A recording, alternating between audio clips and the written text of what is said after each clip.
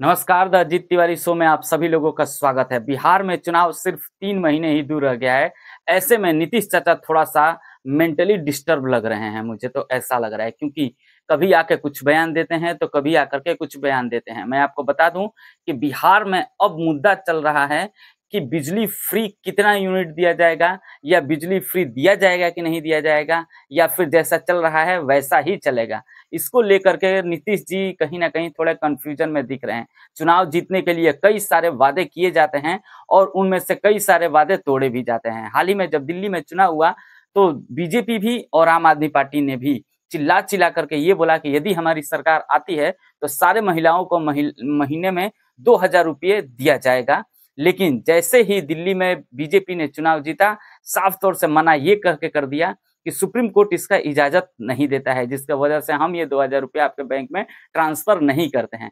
क्या उनको इससे पहले पता नहीं था? तो झांसा में दे करके तो आपने लोगों को पागल बना ही दिया। लेकिन अब बिहार में ऐसा किया जा रहा है। मैं आपको बताऊं कि चुनाव अभी 3 महीने बाकी हैं, उससे पहले ही कहा यह जा रहा है कि बिहार में 125 यूनिट तक बिजली फ्री दिया जा सकता है।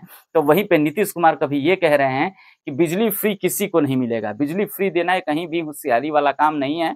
और जो दिल्ली गवर्नमेंट बिजली फ्री दे करके जितना वो नुकसान सह रही है, उतना नुकसान बिहार गवर्नमेंट नहीं सह सकता है।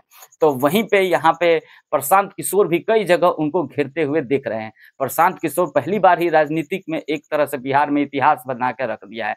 मैं आपको बता दूं कि प्रशांत किशोर से बड़ी बड़ी पार्टियां डरना शुरू कर दिया है। जिस तरह का माहौल क्रिएट कर रहे हैं प्रशांत किशोर, कहीं ना कहीं आनन फानन में आकर के जो अभी करंट में सरकार है वो कुछ भी बोलते हुए जा रही है। और इसी कुछ भी बोलते में नीतीश जी ने सबसे पहले ये बोला कि 125 यूनिट बिजली फ्री दी जाएगी बिहार में, लेकिन अब वो ये मना कर रहे हैं कि एक भी यूनिट बिजली फ्री नहीं दी जाएगी।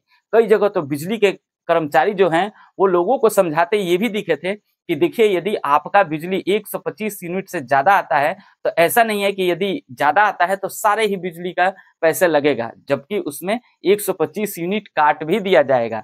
और ऐसे ऐसे आश्वासन दे रहे थे। लेकिन उसके बाद नीतीश जी का अचानक से एक बयान आता है जिसमें वो ये कहते हैं कि कोई भी बिजली फ्री नहीं दिया जाएगा, एक भी यूनिट बिजली फ्री नहीं दिया जाएगा। आप लोगों को जिस तरह से बिजली मिल रहा है उसी तरह से बिजली मिलती रहेगी, और जिस यूनिट के हिसाब से आप पैसे जमा करते हैं उस यूनिट के हिसाब से पैसे जमा करते रहेंगे।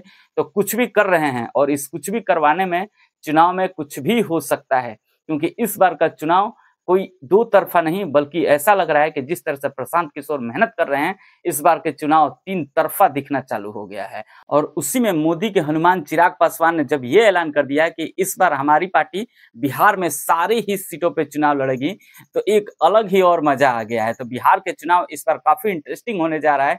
देखना ये होगा कि फाइनली बिहार के कुर्सी पे बैठता कौन है।